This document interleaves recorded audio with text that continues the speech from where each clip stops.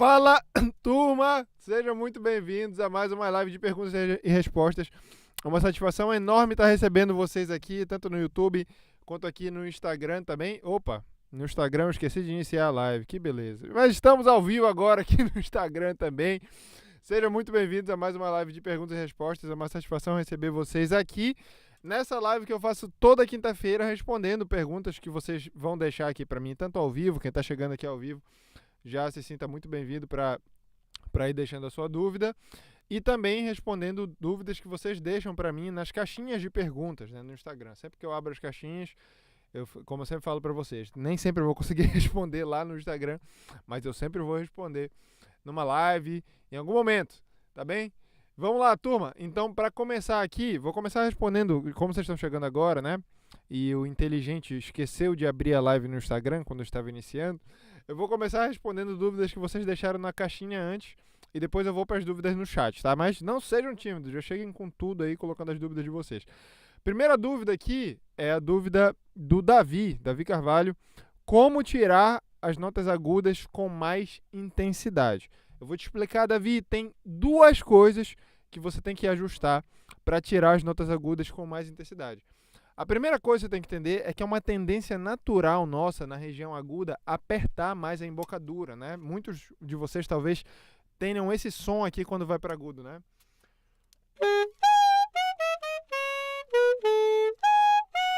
Por que a gente aperta a embocadura? Eu tenho certeza que você não quer apertar a embocadura, mas ainda assim isso acontece. Eu vou explicar para você por que isso acontece, tá?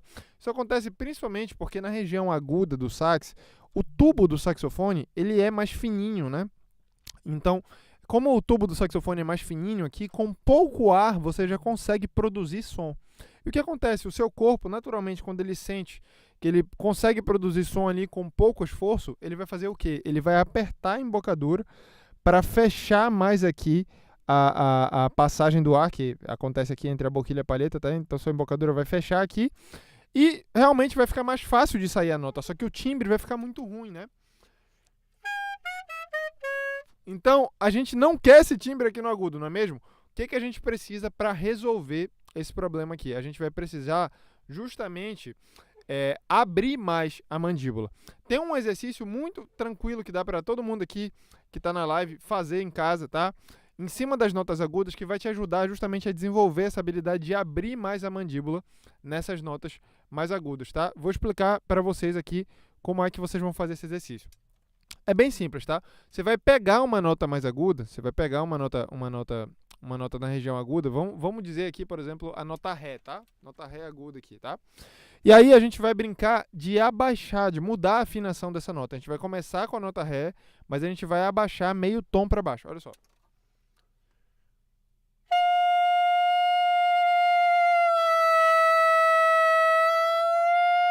Beleza, Danilo? Você fazendo é fácil. Me explica como que eu faço esse troço e para que vai servir. Vou te explicar. Basicamente, o Ré, você vai abrir a sua mandíbula, tá? Abrir a mandíbula e buscar alcançar a nota Dó sustenido, tá? Você pode fazer esse exercício com o seu afinador. Olha só, vou colocar o meu afinador aqui. E você pode justamente primeiro tocar as notas normalmente, né? Só para tirar a referência ali. Toca a nota Ré. Toca a nota Dó sustenido, digitando mesmo aqui, né? Com o dedo. E depois você busca fazer só com a embocadura.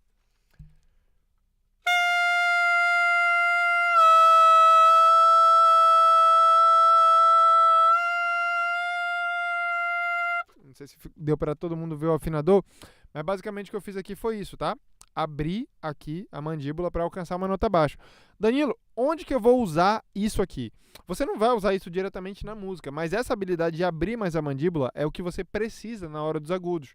Porque é o que está deixando o seu agudo, Davi, e de todo mundo aqui que tem esse problema, mais com esse som preso, né? É o que está deixando, é o que está tirando essa intensidade que você quer nos agudos. Eu tenho certeza que você quer um agudo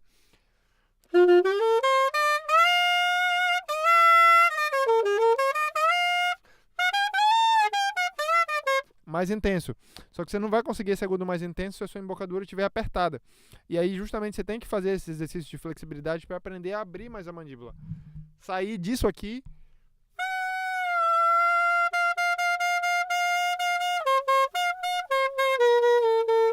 para esse som mais cheio, tá bem? Como eu te falei, são dois duas coisas que você tem que ajustar. A primeira é essa, tensão na embocadura. Segunda coisa é posicionamento da embocadura, tá?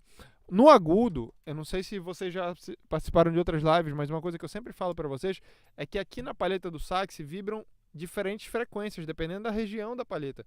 Na ponta é onde vibram as frequências mais agudas. Se eu quero um agudo com mais intensidade, não é lógico que eu tenho que liberar mais a ponta para ela vibrar mais. Pois é, então como que eu faço para liberar mais a ponta para ela vibrar mais? Eu posiciono a minha embocadura mais para frente, principalmente a parte de baixo aqui, tá? Eu movo a mandíbula para frente. E aí eu vou ter justamente um agudo mais cheio, mais aberto.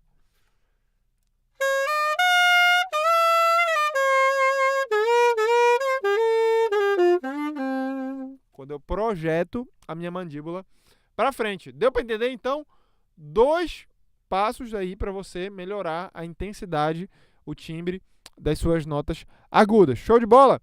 Vou seguir agora respondendo dúvidas aqui que vocês estão deixando na live. Um salve aqui pro Jerry Sax Oficial, que está sempre aqui nas lives. Responder a dúvida aqui do João. Chegou cedo aqui na live e já mandou. Fale, mestre, você acha melhor pensar em escalas diferentes ou em focar na escala principal da música e adicionar intervalos, notas características das demais escalas e modos? Essa é uma dúvida aqui do João de improvisação, tá? O que ele está perguntando aqui, basicamente, é se quando a gente vai improvisar, a gente pode pensar numa escala só, ali, né? Numa escala. Vamos dizer, a música. No começo da live aqui, eu estava improvisando sobre a música Blue Bossa, né? Quem chegou depois não viu, depois você pode ver. Eu estava improvisando sobre a música Blue Bossa, que aqui no sax alto ela é em Lá menor. Então, basicamente, por exemplo, eu posso pensar na escala de Lá menor dórico aqui para essa música, né? Que é essa escala que tem Lá, Si, Dó, Ré, Mi, Fá sustenido, nota característica do modo dórico. Sol, Lá. Posso pensar nessa escala aqui pro Blue Bossa, né? Por exemplo. Só que o que acontece é o seguinte, na improvisação jazzística, é muito comum que a gente pense, na verdade, ao invés de pensar na escala da tonalidade, e aí aqui eu começo a responder sua dúvida, tá? João, o ideal não é a gente pensar só numa escala da tonalidade para tudo, tá? Em algumas músicas pop, por exemplo, dá para se pensar dessa forma. No jazz, na improvisação de música instrumental, não dá para pensar dessa forma. Você tem que pensar numa escala, num modo que corresponde a cada acorde. Não é à toa que tem no jazz a teoria, né, da escala acorde. Se estuda, né, se faz esse estudo da relação das escalas para cada acorde. Então, na verdade, o que você tem que saber é conhecer muito bem cada acorde, que função que ele tem na música e para você saber qual escala que cabe ali nele. Por exemplo, no Blue Bossa, que eu estava improvisando aqui antes, em cima do acorde de Lá menor é essa escala de Lá menor dórico. Em cima do Ré menor, que é o acorde que vem na frente, é um Ré menor dórico. É um Ré dórico, né, que a gente vai tocar.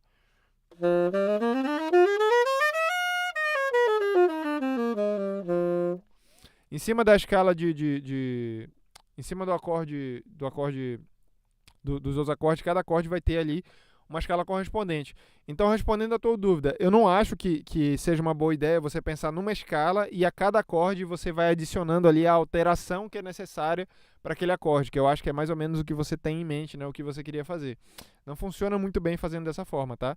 O ideal mesmo é você conhecer bem os acordes e saber as escalas que correspondem ali para cada acorde. Você vai ter muito mais eficiência na hora de improvisar se você pensar dessa forma, tá bem? Vamos lá, mais dúvidas, turma. Obrigado pela dúvida, João. Excelente pergunta, inclusive, tá? Vou agora passar aqui para a dúvida do Jerry Sachs, que deixou aqui na live no Instagram. Como ter um timbre melhor, né? Bem, para você desenvolver o seu timbre, a primeira coisa que você tem que saber é que timbre você quer. Qual que é esse timbre melhor, mais bonito que você está buscando? Porque existem vários tipos de timbre no saxofone. Eu posso ter um timbre mais escuro.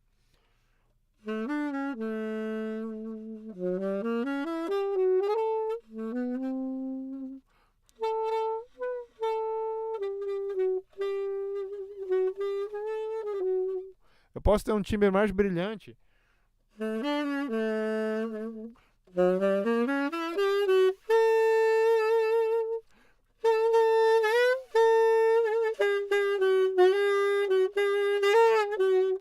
Posso ter um timbre mais brilhante.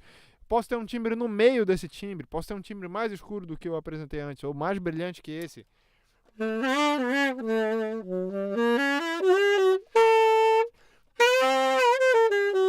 Existem várias formas de tocar o saxofone e depende muito do que você considera bonito. Esse é o primeiro passo. Então, primeira coisa é o quê? É estabelecer referência.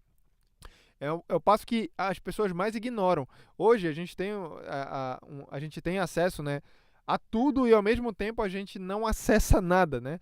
Hoje em dia você pode ir aí no YouTube, você pode ir no Spotify, em qualquer plataforma de música, claro, buscar os melhores álbuns dos grandes saxofonistas da história, mas muitos de vocês, eu tenho certeza que estão aqui na live, só conhecem só conhecem o saxofone através de vídeos curtos, que você vê em um ou outro saxofonista que vocês nem sabem o nome direito. Eu tenho certeza que tem gente que está assistindo essa live aqui que, por exemplo, nem sabe o meu nome, só me conhece como o carinha que tem os vídeos lá ensinando. A gente acessa muito conteúdo, mas ao mesmo tempo a gente não conhece a fundo o que a gente está ouvindo. E essa é a primeira etapa para você desenvolver um bom timbre, estabelecer qual que é a sua referência, tá? Você quer um timbre mais pop? Tem grandes referências do timbre mais pop, tá? Que aí você vai ter Dave Sanborn acima de tudo, você vai ter Gerald Albright, David Coase, Eric Marienthal. Cara, esses caras, eles não são saxofonistas de um vídeo, eles são saxofonistas de uma carreira inteira, de vários álbuns, entende?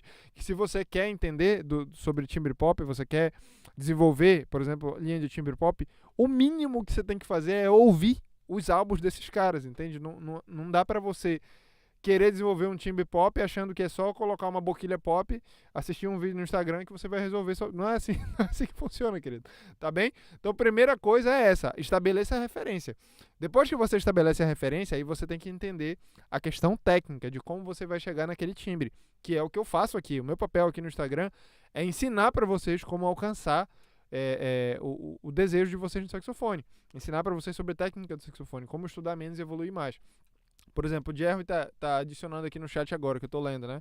Quero um timbre mais brilhante. Se você quer um timbre mais brilhante, na linha mais do pop, você tem que entender que para o saxofone pop, você precisa fazer com que o ar ele chegue com muita velocidade aqui no saxofone.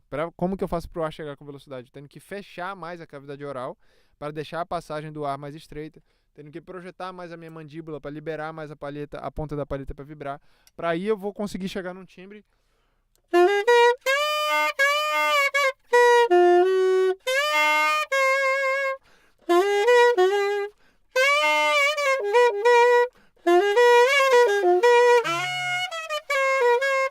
É através disso que eu chego nesse timbre. Segunda coisa que eu tenho... terceira coisa, aliás, né? Falei aqui da parte técnica, embocadura, cavidade oral e tudo mais.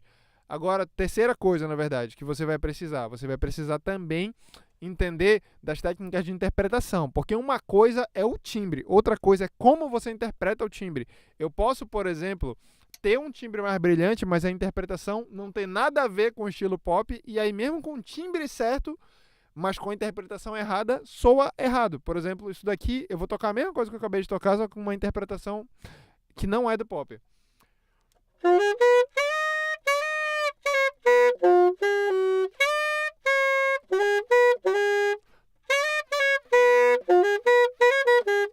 O timbre tá certo, só que eu não tô usando a dinâmica do pop, eu não tô usando a articulação do pop, eu não tô usando os ornamentos, eu até tô colocando umas apogiaturas mal colocadas aqui, né? Que não é a forma que se coloca no pop. Então eu tenho que entender como que são as técnicas de interpretação daquele estilo. No pop, por exemplo, é muito característico você usar a apogiatura, mas é sempre uma apogiatura mais rápida e bem escondida, né? Você não vai ver no pop, por exemplo...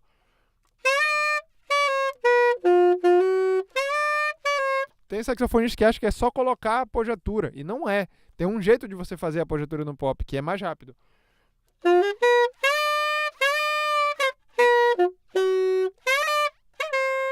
Tem um detalhe na articulação também, que em geral vai ser mais curtinho. Então não é só o timbre, é muita forma como você interpreta também. No pop também se exagera muito a dinâmica, né? Você vai ver no pop que se exagera muito os contrastes de dinâmica, então não vai se tocar ali o tempo inteiro forte. Tem gente que acha que, só porque você vê lá, ouve o saxofone pop e o som é rasgado, que se toca forte o tempo inteiro. Mas não, o que caracteriza o pop, por exemplo, é você ter o contraste entre ter uma dinâmica lá absurdamente forte, que é muito forte mesmo quando eles tocam forte, mas também ter o piano. Então, por exemplo, um cara que especialista do pop vai tocar uma melodia como essa que eu tô tocando aqui, ele vai tocar assim, ó.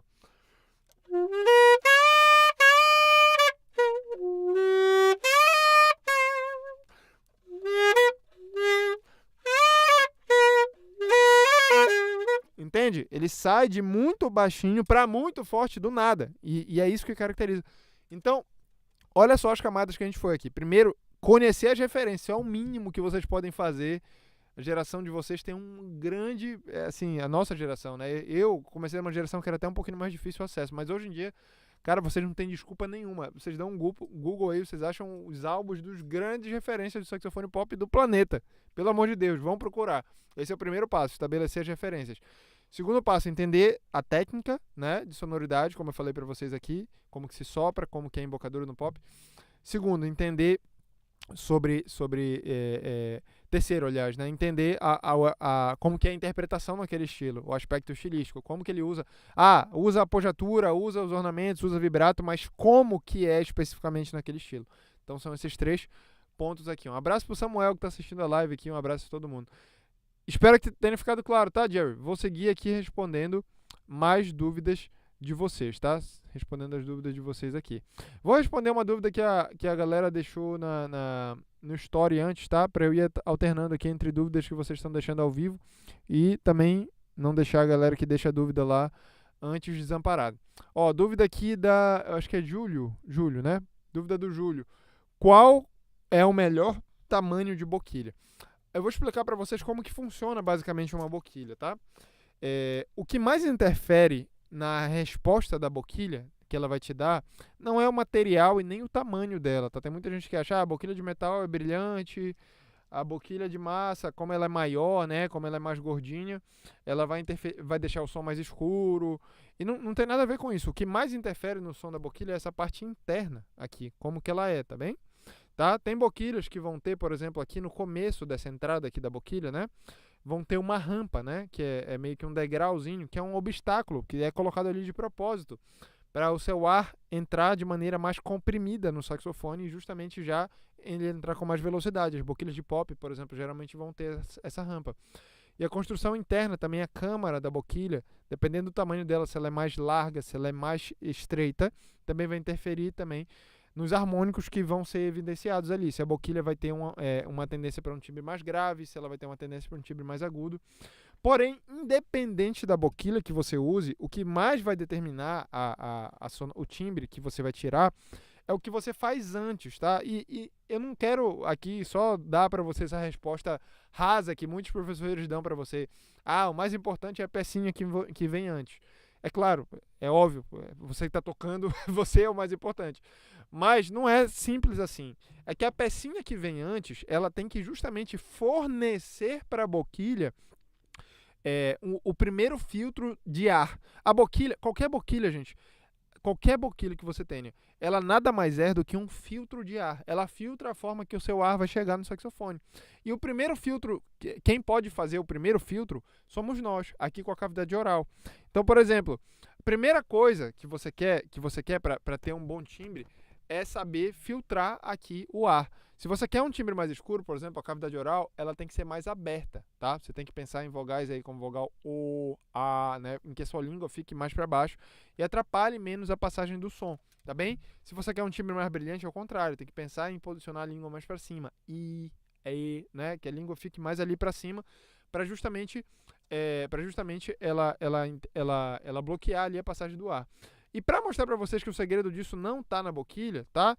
Eu vou tocar aqui agora com a banguelinha. Quem já me conhece há mais tempo já conhece. Quem ainda não, tá na primeira vez aqui na live, vai conhecer agora. Essa boquilha aqui é uma boquilha que eu tenho, gosto sempre de dar os exemplos com ela. Ela tá com as duas pontas quebradas, tá, turma? É uma boquilha de iniciante, tá? Uma boquilha que vem no sax, beleza? Vocês estão vendo aqui. E eu vou tocar ao vivo aqui com ela. Vou mostrar aqui para vocês diferentes tipos de som ao vivo aqui com a banguelinha, para vocês entenderem que a peça de trás realmente ela influencia mais. Tá? A boquilha, claro, ela é um filtro muito importante, mas ela vem depois de você, né?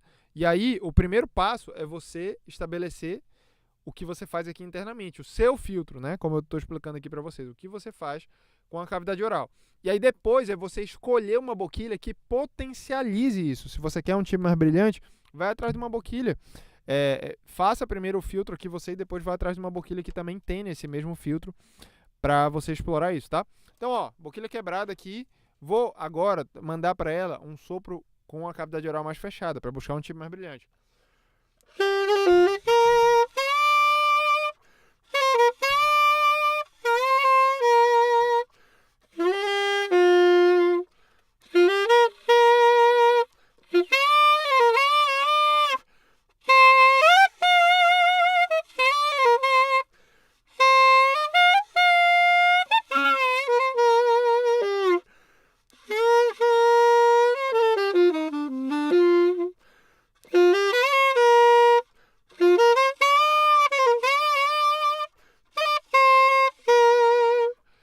Viram? Timbre brilhante aqui na boquilha quebrada. Mas ela também pode ter, essa mesma boquilha quebrada aqui, ela também pode ter um som mais escuro. Se eu mandar para ela uma cavidade oral mais aberta, né?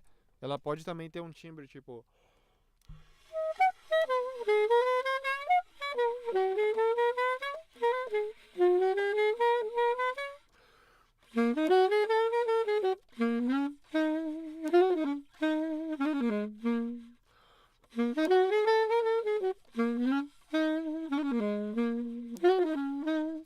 mas tudo vem de como eu estou configurando a minha cavidade oral, entende? Então não existe, tá, Júlio, né? Tamanho ou melhor boquilha ou pior. A primeira coisa é você ter consciência do que você vai estar fazendo aqui com a cavidade oral, e a segunda coisa é você depois escolher uma boquilha que acompanhe o que você está fazendo com a cavidade oral. Por exemplo, por que eu uso essa boquilha aqui, a Vintage ZZ? Tá? Ela é uma boquilha que tem uma câmera mais larga, o que vai privilegiar harmônicos mais graves. Eu gosto dessa boquilha porque eu acho que é mais difícil numa boquilha você conseguir harmônico grave do que harmônico agudo. Harmônico agudo eu consigo com a cavidade oral, fechando mais ela. E aí eu tendo uma boquilha que tem já mais um pouquinho de grave, justamente ela vai me ajudar nesse sentido da versatilidade, de eu ter nela um som mais brilhante, ter nela um som mais escuro. Essa daqui é a Barclay Vintage ZZ, tá bem? Mas eu poderia usar também, por exemplo, uma Barclay Pop Custom, que tem rampa, que é mais aberta, e aí, se eu quisesse ainda mais brilho. Mas pra mim, o que mais que eu vou querer? Já consigo aqui, split tone e tudo.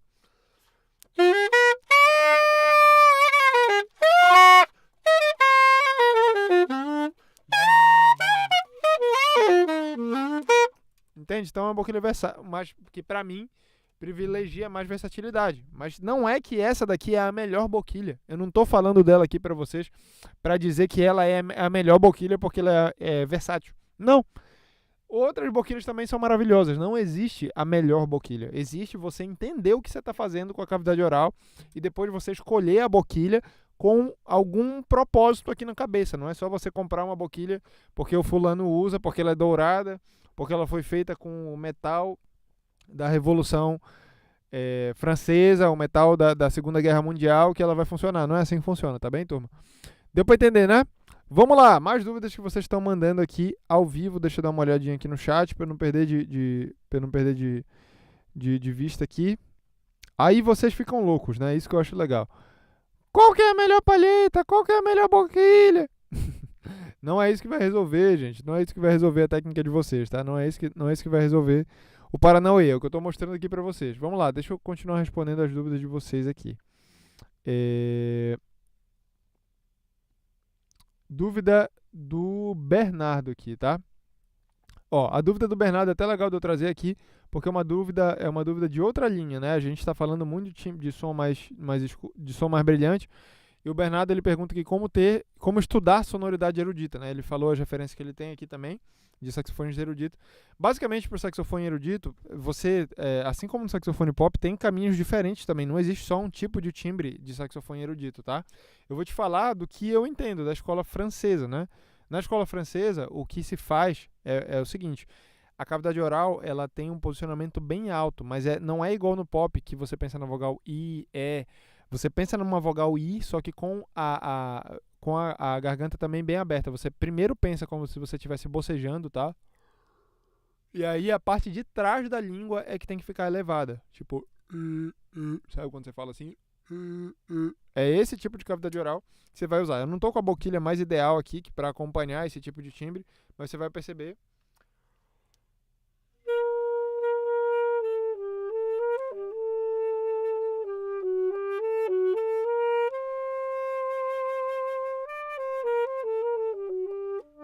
Percebe que eu já chego num timbre mais próximo do erudito quando eu posiciono minha cavidade oral dessa forma, tá? Então é isso. A língua é bem elevada, mas é a parte de trás da língua, tá? Que você tem que buscar. Entenda que cada tipo de som tem um tipo de filtro. Show? Vamos lá, mais dúvidas de vocês aqui. Deixa eu ver aqui. Ó, dúvida aqui agora mais uma pergunta do João. Gosto muito de jazz. Você tem alguma dúvida uma dica de por onde começar a estudar e o que estudar primeiro? Porque, como você disse, hoje em dia tem muita informação, fica difícil de saber por onde começar, né, João? Cara, primeira coisa, é parecido com o caminho que eu falei agora há pouco para os alunos do pop. Primeira coisa são referências, tá? É você ir atrás de Charlie Parker, Joe Coltrane, Cannonball Adderley, você ir atrás de ouvir esses caras a fundo. Não, entenda, quando eu falo ouvir a fundo, eu estou me referindo assim a você conhecer, de ouvir os álbuns todos assim dos caras, entende? Você realmente conhecer as músicas, não é você tipo conhecer Ah, ouvi uma vez o Charlie Parker, muito legal. Não é isso, tá? Se você quer realmente entender do estilo, você tem que ouvir a fundo. Esse é o primeiro ponto. Segundo ponto é você entender principalmente como que é a forma de se pensar no swing do jazz. Eu acho que é o principal, assim, para quem quer estudar jazz, é entender como que funciona o swing, tá? Swing do jazz, basicamente, se você tem aqui uma sequência de colcheias, né? A primeira colcheia sempre vai ser mais lenta e a segunda vai ser mais rápida, né? Tem gente que simplifica a explicação de swing, né? Falando da questão que é como se fosse uma tercina, né? Em que as duas primeiras tercinas são ligadas e a gente tem aqui a terceira nota aqui, a terceira nota sendo articulada depois, né? O que daria esse ritmo aqui, né?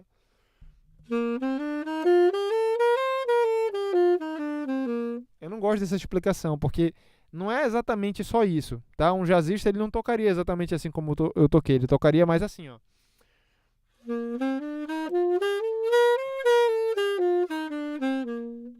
Percebe que além da forma da questão da divisão rítmica, tem um pouco do detalhe da articulação. Você toca sempre meio que escondendo a nota que está no chão e dando mais clareza para a nota que está no contratempo.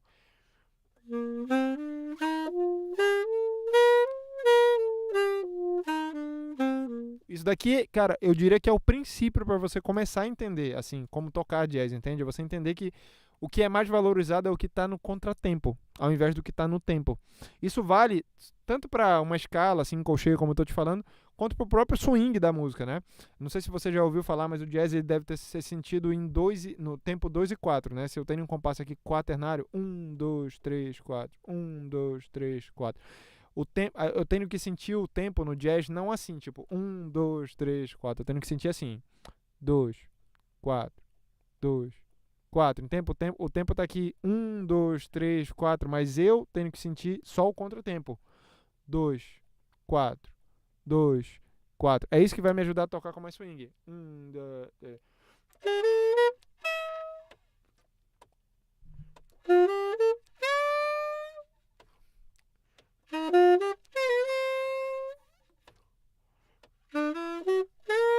É isso que vai me ajudar a organizar a forma que eu faço o meu fraseado, quando eu apoio a minha frase em cima do tempo 2 e 4.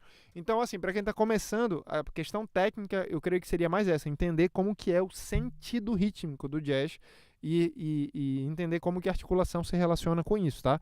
Esse seria o principal, tá? Esse seria o principal, tá, João? Deixa eu ver mais dúvidas de vocês aqui, ao vivo. Aí tem gente perguntando de palheta, maravilha. Adoro essas perguntas de material. Vamos lá, deixa eu ver aqui mais dúvidas de vocês aqui. A Elisana perguntou aqui qual que é a melhor palheta. A mesma explicação que eu dei para a boquilha, tá, Elisana? Não existe uma melhor palheta. Existem palhetas para propósitos diferentes, mas primeiro você tem que saber o que você está propondo para aquela palheta, para você escolher uma palheta que seja aliada com o seu propósito. Existem basicamente dois tipos de corte de palheta, eu poderia dizer, tá? Tem o corte que chama francês, né? Que é esse corte aqui, ó, de palheta. Que é quando a palheta, a parte...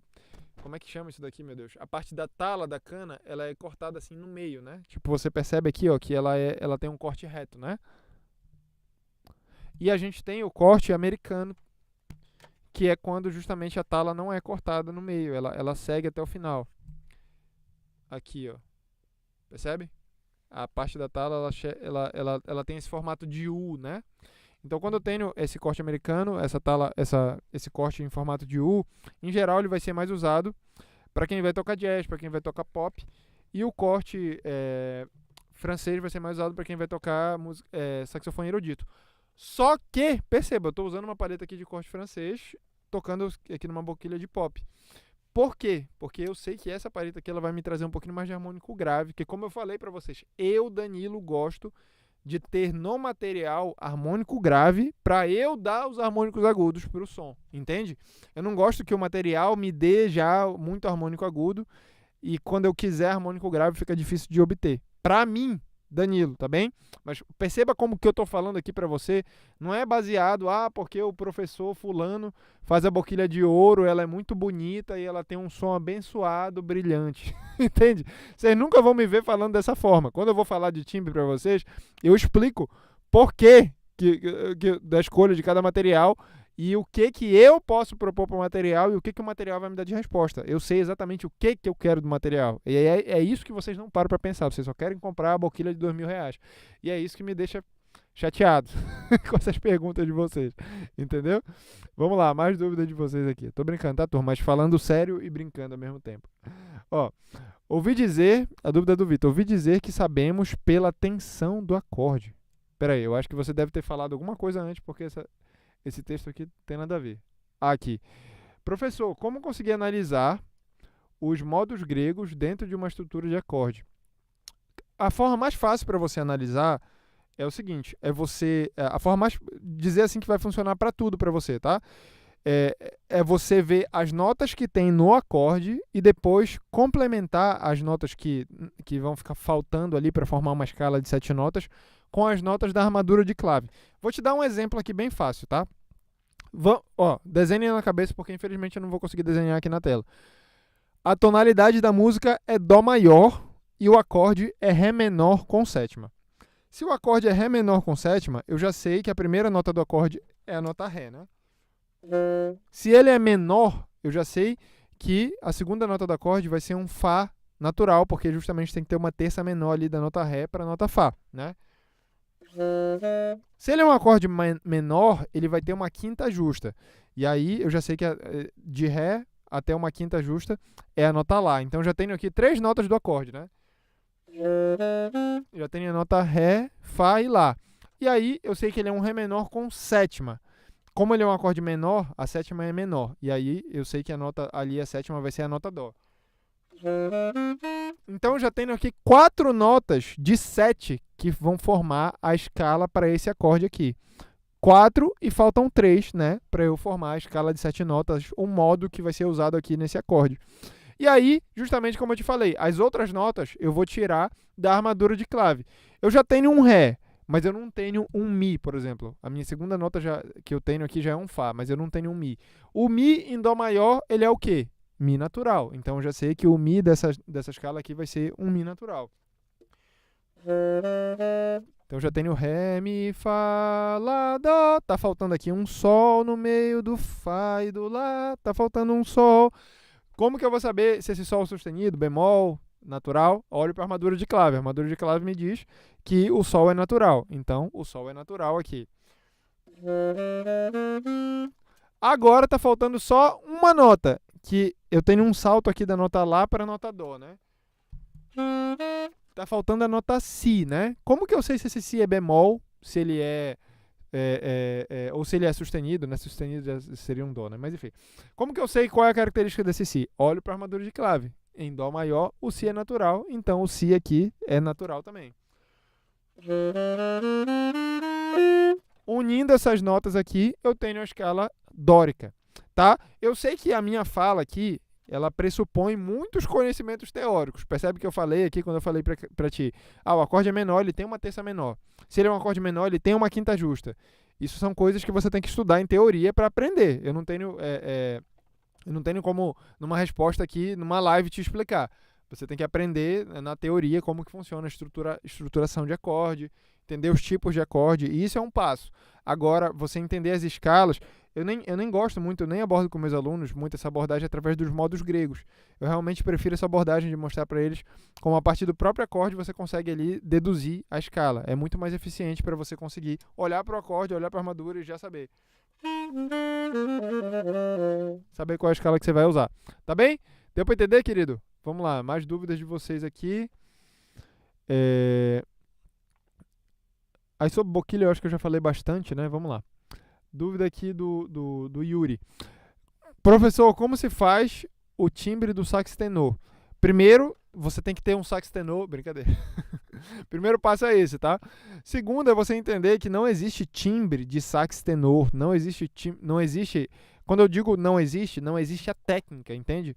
a gente não pensa no saxofone assim, eu vou usar a técnica do timbre do sax tenor. Não existe isso, tá? Existe a técnica do timbre de saxofone. O saxofone é um instrumento e ele tem tamanhos diferentes. Tem o tamanho soprano, tamanho alto, tamanho tenor, tamanho barítono, tamanho contrabaixo, enfim. Tem vários tamanhos. A técnica de timbre é uma. E claro, quando eu falo uma, é porque eu estou falando aqui de maneira geral, que tem sopro, cavidade oral e embocadura. Aí essas três coisas você vai variar dependendo do timbre que você quer. Mas a gente não pensa assim, timbre de sax tenor. Não é assim que a gente pensa. A gente pensa, por exemplo, timbre com mais brilho, timbre com mais harmônicos agudos. Aí eu vou ter uma cavidade oral mais fechada. Isso no sax tenor, no barítono, no soprano, no sax, sei lá. Qualquer sax vai ser o mesmo pensamento. O que vai mudar é o tamanho do sax e a quantidade de ar que você vai usar.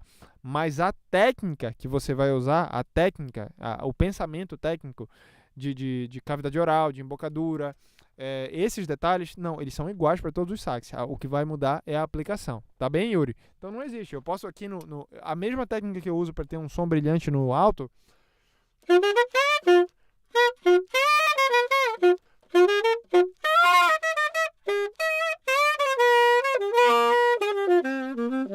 É a mesma técnica que eu vou usar para ter um timbre brilhante no soprano.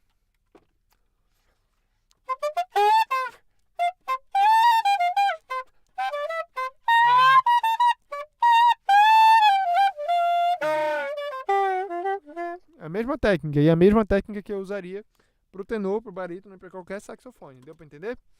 Então não existe timbre de sax X, timbre de sax Y. Existem técnicas de cavidade oral e todos os detalhes para você desenvolver o timbre, tá?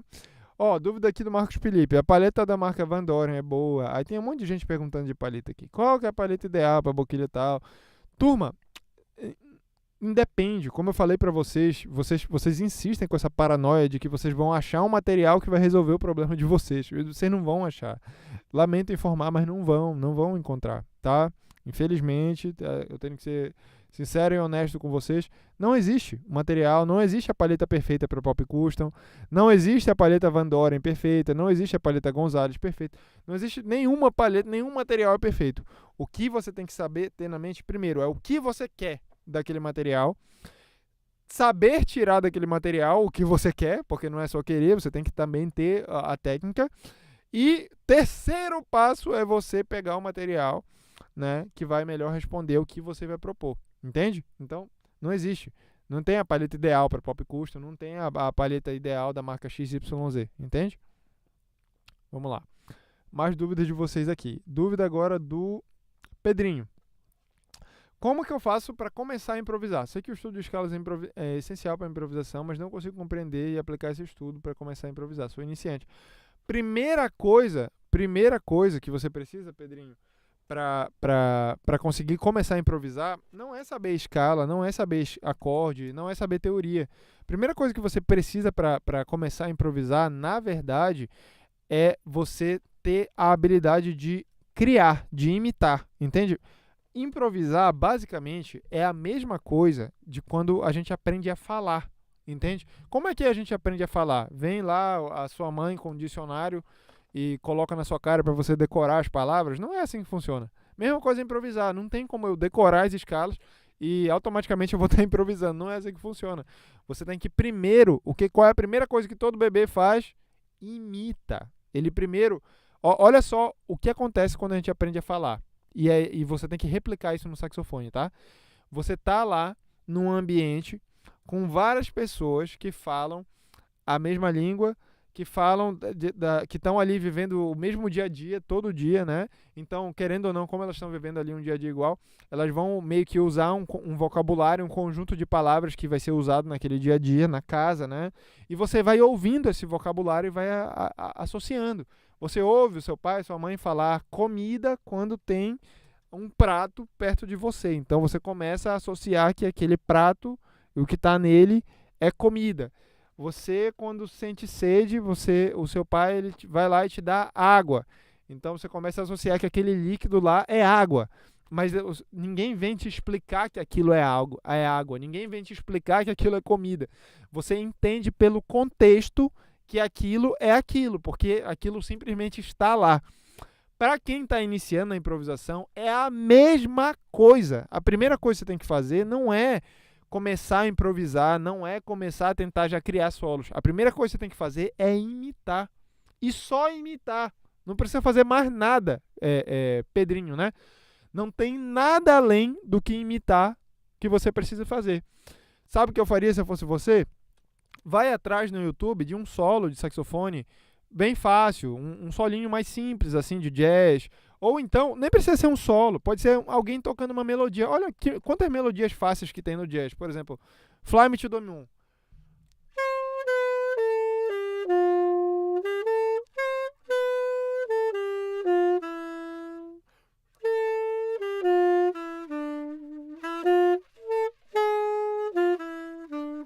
Melodia simples, cara. Você consegue aprender isso daqui. Só que o ponto é que vocês confundem aprender isso daqui imitando para aprender isso daqui colocando um vídeo de uma maldita partitura e ficar só tocando lá com playback. Não é isso que é para você fazer. Ouça o que eu estou falando aqui para você.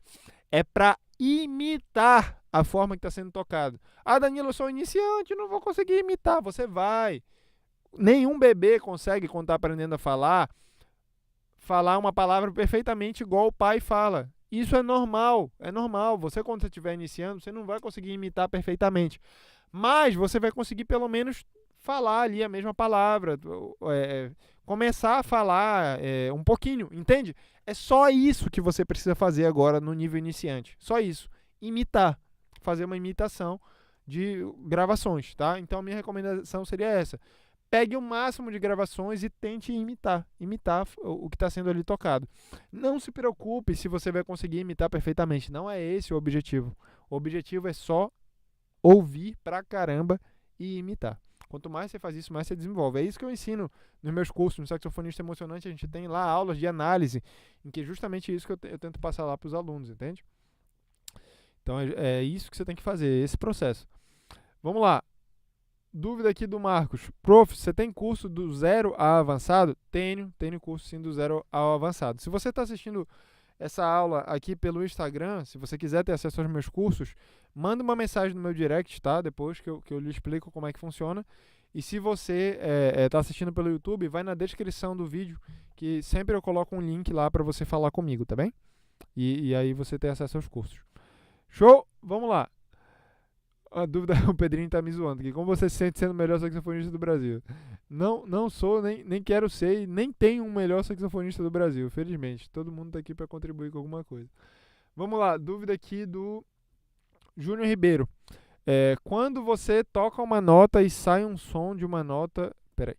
Quando você toca uma nota e não sai um som da nota, o que eu devo estudar para melhorar isso? Quando você toca, digita uma posição no sax, espera que aquela nota saia, mas não sai o som da nota, isso é um erro de embocadura e cavidade oral. Porque quando a gente está iniciante do zero mesmo, tá? Você até pode começar pensando assim que é só soprar e mexer os dedos. E quando a gente está iniciando, isso funciona de certa forma. Quando a gente está iniciando, a gente não quer ali complicar as coisas. Então, para iniciar, ok, a gente só sopra e mexe os dedos. Mas, conforme o aluno se desenvolve, quando ele já sabe pelo menos as posições das notas, a primeira coisa que eu faço com os meus alunos é começar a falar para eles de flexibilidade da embocadura. Gente, flexibilidade de embocadura, tem gente que fala na internet aí como se fosse assim a técnica mais avançada do universo, e não é. Flexibilidade de embocadura é uma técnica básica que todo saxofonista deveria saber fazer. Por quê? Porque o saxofone basicamente depende da flexibilidade da embocadura. Se você não faz flexibilidade de embocadura, basicamente vai acontecer isso que o Júnior está relatando aqui, que é você digitar uma nota e ela não sair. Tipo, vou digitar a nota Si aguda aqui, mas vou tocar ela com a embocadura errada. Vai sair outra nota. Era para sair essa nota aqui, mas vai sair a nota. Por quê? Porque eu não estou fazendo a embocadura correta para aquela nota, tá saindo outra nota, tá desafinando, ou tá, às vezes a falha vai ser até pior, vai sair tipo, sei lá, eu quero tocar a nota Ré aguda e vai sair a nota vai sair uma falha oitava abaixo. Porque acontece? Você não entendeu a flexibilidade da embocadura. Como que eu faço para aprender a flexibilidade da embocadura? Primeiro passo é você entender que a embocadura ela tem dois tipos de movimento. Ela tem um movimento para cima e para baixo, né, que é um movimento vertical, e ela pode ter também um movimento para frente e para trás, horizontal. O movimento primeiro que todo mundo tem que aprender é o movimento vertical, para cima e para baixo. Isso você pode aprender aqui no Tudel. Você pode pegar o seu Tudel, ó, e aí você pode... Cara, para quem está iniciando, não tem complicação. O objetivo não é alcançar todas as notas do planeta aqui. O objetivo é só você conseguir abaixar um pouquinho a mandíbula e manter o som, tá? Então você tem que manter o sopro constante para o som não parar conforme você for mexendo a mandíbula, ó.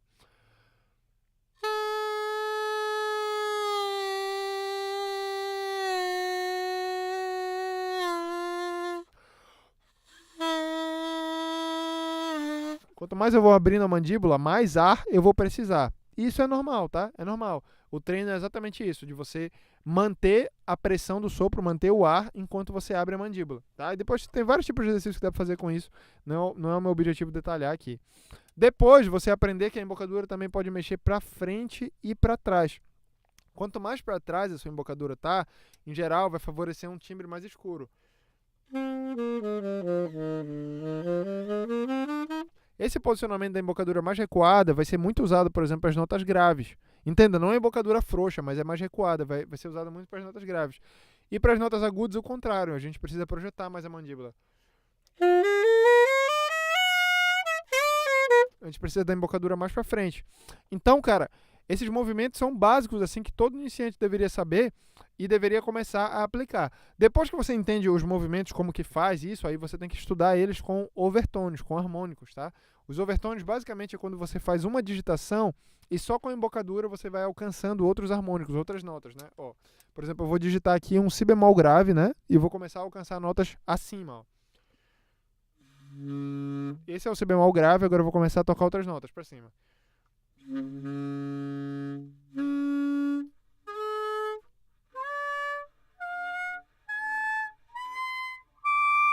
Eu fiz isso ajustando a tensão e o posicionamento da minha embocadura e também a parte interna da cavidade oral, tá? Eu não estou falando muito da cavidade oral aqui, que daria mais tempo para eu explicar. Infelizmente eu não vou conseguir agora. Mas é justamente entender que essa consciência das notas, do lugar das notas, ela não vem da digitação. Não adianta só você digitar e a nota vai sair. É de você entender a flexibilidade da embocadura. Quanto mais flexível você for, mais você vai conseguir explorar uma mesma nota. Porque, cara, uma mesma posição, ela pode ter vários sons. Eu posso aqui digitar, de novo, o exemplo que eu comecei. Posso digitar a nota Si e tirar vários sons diferentes na nota Si, ó.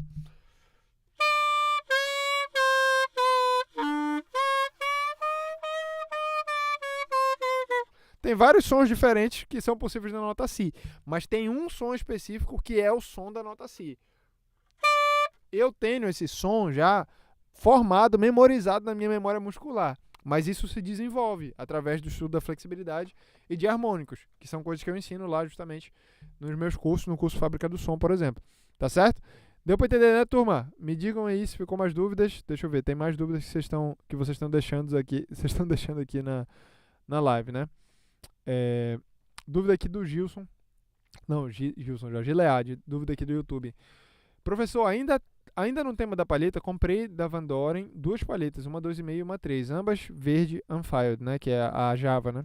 Java verde. Por incrível que pareça, nessa compra, achei a palheta 3 mais leve que a 2,5. É possível isso? É totalmente possível. Totalmente possível. Porque o que acontece é o seguinte: numa caixa de palhetas, quando você compra uma caixa de palheta, basicamente as palhetas elas não são todas iguais. A palheta de bambu é um material de cana, né? É um material muito, muito maleável, que muda com o clima, que muda com a estação do ano em que a cana foi colhida. Ele é um material assim orgânico, assim, cara, muito sujeito a diversas intempéries.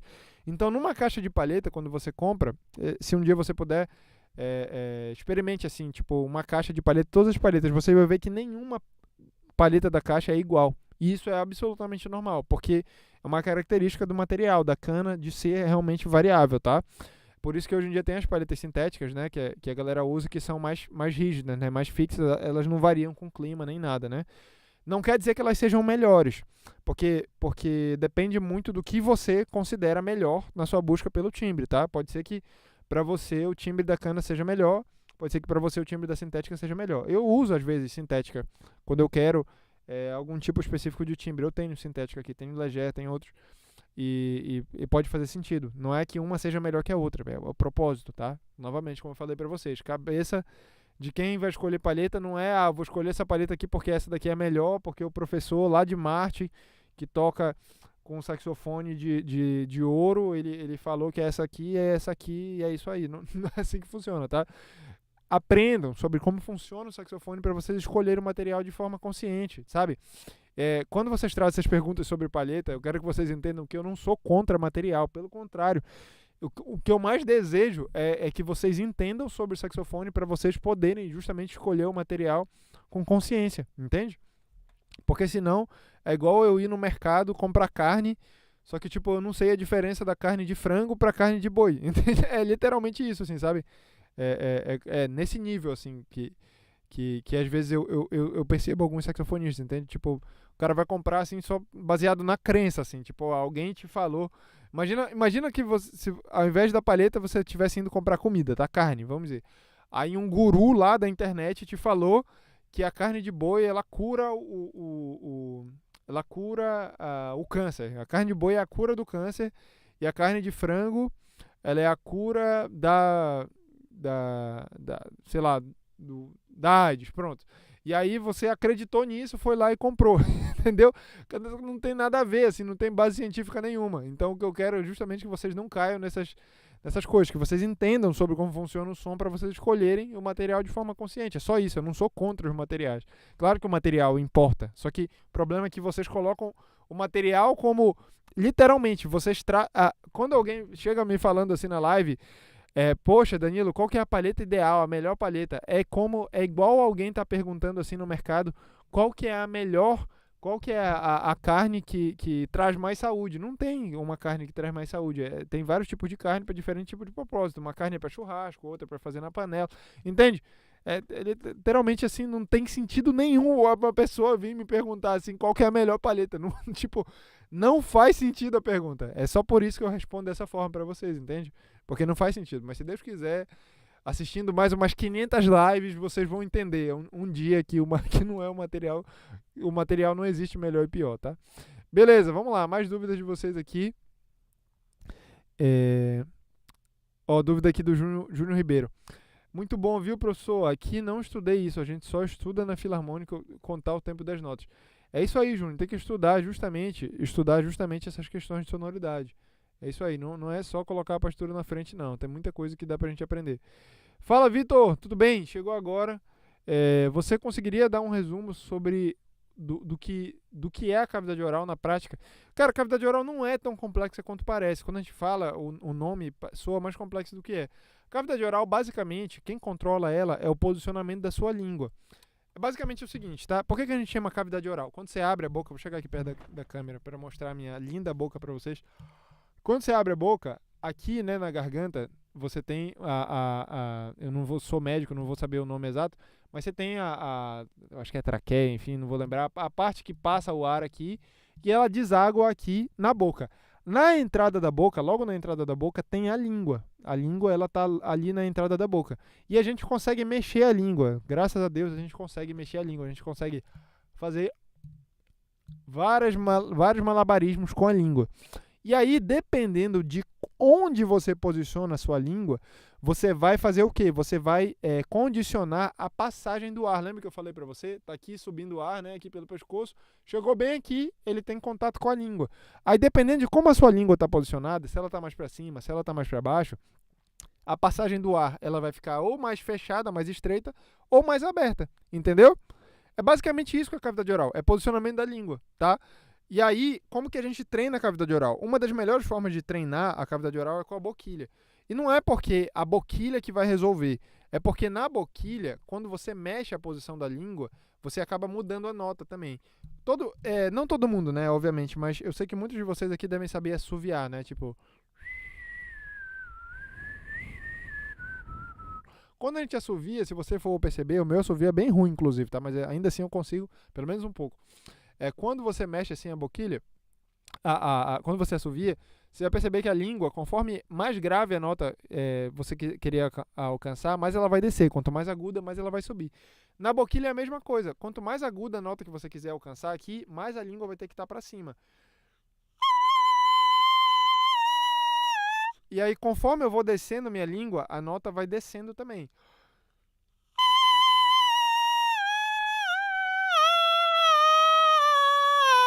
Entende? E aí, a boquilha é o melhor lugar para você treinar justamente o controle dessas notas, porque, obviamente, vocês não vão, assim, de primeira, já conseguir ter esse controle. Eu quero que vocês tenham, mas, infelizmente, na realidade, é bem difícil no começo.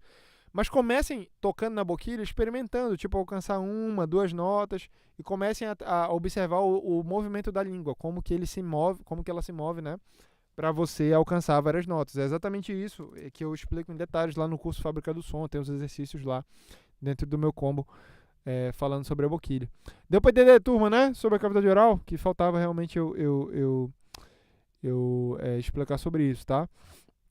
Ó, só a última dúvida aqui do Júnior. Eu acho feio tocar só com a partitura na frente. O que eu devo fazer para tocar de ouvido? É o mesmo caminho que eu falei pro colega agora há pouco, que perguntou como começar a improvisar. O melhor caminho é você começar imitando, tá? Quando você for aprender uma música, ao invés de você for fazer esse caminho aqui de começar pela partitura, tente começar. Você até pode usar a partitura, o problema não é a partitura. O problema é que vocês estudam só com a partitura, entende? Você pode, ao invés de você estudar só com a partitura, faça o seguinte: por exemplo, pegue lá uma música, um áudio, né, da música que tem na partitura ali de apoio, mas use a partitura só como tira-tema. Foque em tentar aqui, ó, no ouvido, perceber não só... O ponto não é perceber as notas que estão sendo tocadas, mas perceber como as notas estão sendo tocadas. Anotem isso no coração, tá? Lembra que eu falei para vocês o exemplo do bebê quando ele estava aprendendo a falar. Nenhum bebê aprendeu a falar com um dicionário na mão. Não, ele foi ouvindo lá as palavras no cotidiano e ele também... Ninguém chegou para o bebê e ensinou para ele, ó, essa palavra aqui significa isso. Ninguém faz isso. Basicamente, o bebê ele aprende pela associação, né? Todo dia, na hora do almoço, tem um prato com alimento lá dentro e é meio-dia e ele está comendo. Então, ele associa que aquilo ali é comida, que aquilo ali é o almoço, né? Então, ele começa a entender o significado das coisas pela associação, pelo dia a dia, pelo que está acontecendo. A mesma coisa é para quem para quem vai desenvolver, para quem vai aprender a improvisar, quem vai aprender a tocar de ouvido, você vai aprender exatamente dessa forma, associando, ouvindo várias músicas, tocando de ouvido várias músicas, não só olhando para a partitura. A partitura pode até servir como um suporte, mas parta da imitação. Não é só tirar as notas, mas é imitar a forma como está sendo tocado. É isso que vai te dar justamente esse contexto. E o Júlio está desesperado aqui no chat, hein? O Júlio está desesperado. Tem como tirar super agudo na palheta 2,5? Tem como tirar super agudo na boquilha quebrada, na palheta 3, na palheta de cana, na palheta de fibra, na palheta do que você quiser. Dá para tirar o agudo até sem abraçadeira, tá? Ó, vou tirar o agudo aqui para você com uma boquilha quebrada e segurando a palheta com a mão, tá bem? Vamos lá. E ainda vou fazer o seguinte, vou segurar a palheta tudo errado aqui, tá? E ainda assim dá para tirar o agudo, tá? Vamos lá. Segurar com uma mão aqui e tocar com a outra. Vamos lá.